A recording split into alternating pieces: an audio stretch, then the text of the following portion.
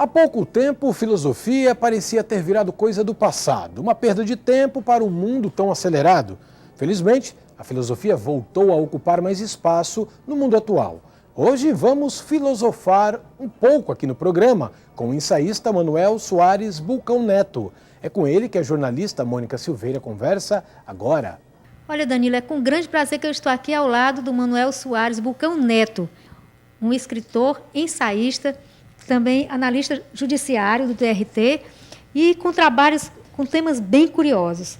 Esse aqui, Sombras do Iluminismo, é um livro nacional que tem tido mais repercussão. Vamos começar então falando desse livro, não é isso?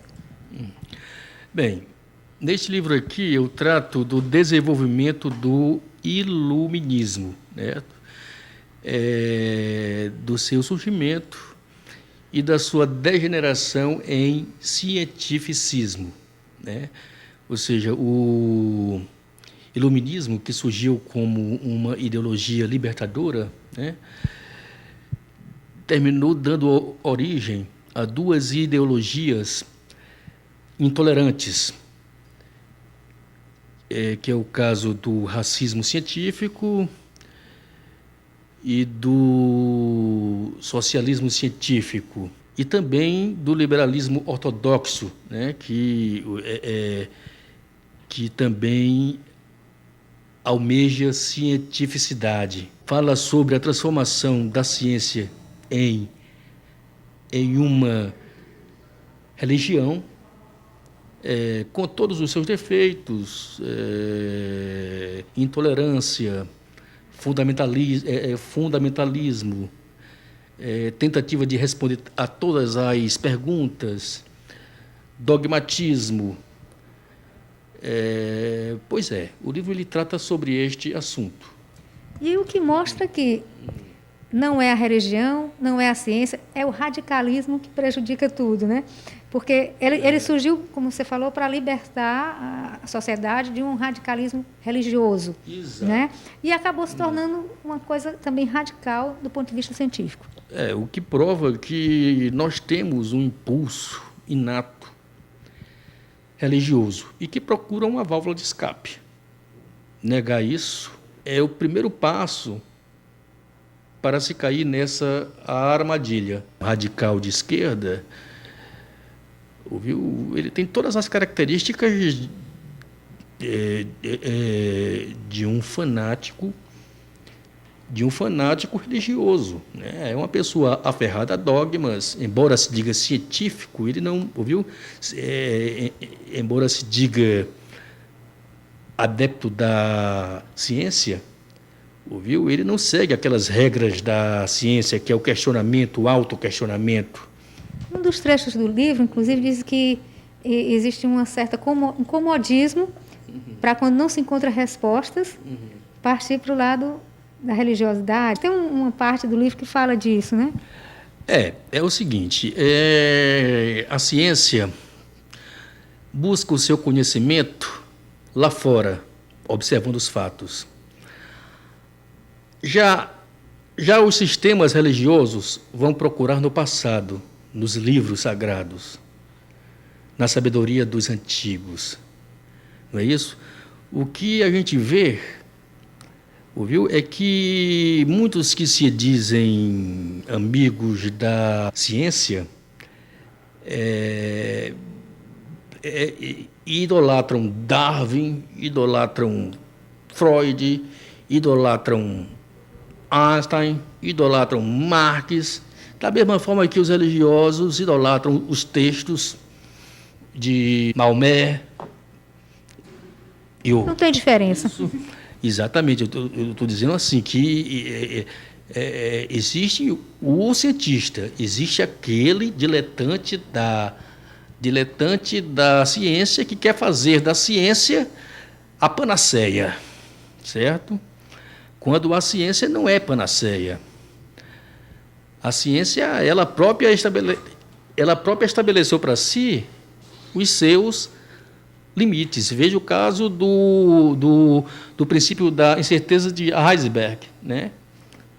Ouviu? Esse estabelece um limite para o conhecimento. Não se pode conhecer ao mesmo tempo, ouviu, a posição e a velocidade de uma partícula, né? Por exemplo, a teoria do caos também, né? Ou seja, você não pode prever o comportamento de um sistema dinâmico não linear a médio prazo, certo? Então, a ciência hoje, uma das grandes conquistas da ciência hoje foi ter estabelecido, foi ter descoberto os seus limites. Então, ela deixa espaço para outras formas de conhecimento, para outras gnoses. Você falou que esse primeiro livro, já aborda a intolerância. Esse outro aqui já é mais especificamente com relação ao racismo. O racismo. Quer dizer, a ciência também pode oficializar o racismo, digamos assim. Sim, é o seguinte, o texto do livro é A Eloquência do Ódio, reflexões sobre o racismo e outras alofobias. Outro, fobia, medo, ódio, não é? Bem, de fato, a ciência do século XIX, viu, deu fundamento às ideologias racistas, certo? O primeiro teórico do racismo científico foi o Conde Arthur de Gobineau, né? Depois dele veio muitos outros, né? Veio Chamberlain, né? O próprio Agassiz, né? Naquela época, no século XIX e séculos anteriores, certo? Era um lugar comum. Ninguém duvidava de que existia uma diferença hierárquica entre os tipos humanos. Tinha as formas mais estranhas de provar isso. Ninguém discordava disso, viu? Certo? O próprio Darwin, em seu A Descendência do Homem, certo? Ele várias vezes recai em posições nitidamente racistas, quando se refere aos negros, certo? Quando se referem aos selvagens, certo? E ele era um homem evoluído. Ele era um homem... E outra coisa, ele era um homem... Ele era abolicionista, era uma pessoa extremamente boa.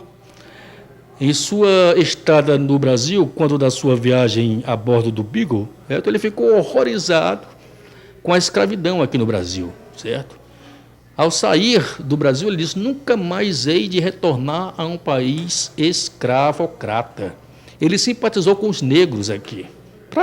Para você ver, as pessoas são contraditórias, né? O maior exemplo foi mesmo o nazismo, quando ela foi usada politicamente. Sim, o Hitler, viu?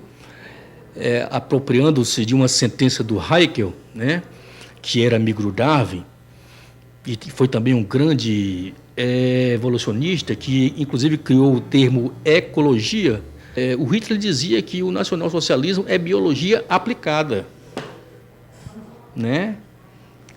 Ou seja, é a expressão política do conhecimento científico. E, da mesma forma, Stalin dizia que o seu socialismo científico, entre aspas, é a expressão política do conhecimento científico. Agora vamos para esse outro livro aqui, As Esquisitices do Óbvio, que tem um título bem sugestivo. Esse livro aqui você fez num momento especial da sua vida, né? Inclusive, esse título aqui é o mesmo título do meu website, www.asesquisitecesdoobvio, tudo junto, .com.br. Isso aqui, esse livro aqui é uma coletânea de 19 pequenos ensaios, certo? Alguns não tão pequenos, certo? Tem um aqui que tem 40 páginas. Versa sobre filosofia da ciência, filosofia geral, epistemologia, certo?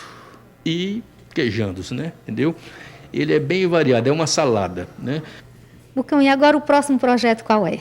Estou escrevendo alguns contos, né? Estão dando certo. Então vamos aguardar esses novos ensaios e a ficção que vem por aí. Muito obrigada por sua participação aqui no nosso programa Papo Literário. Obrigado também.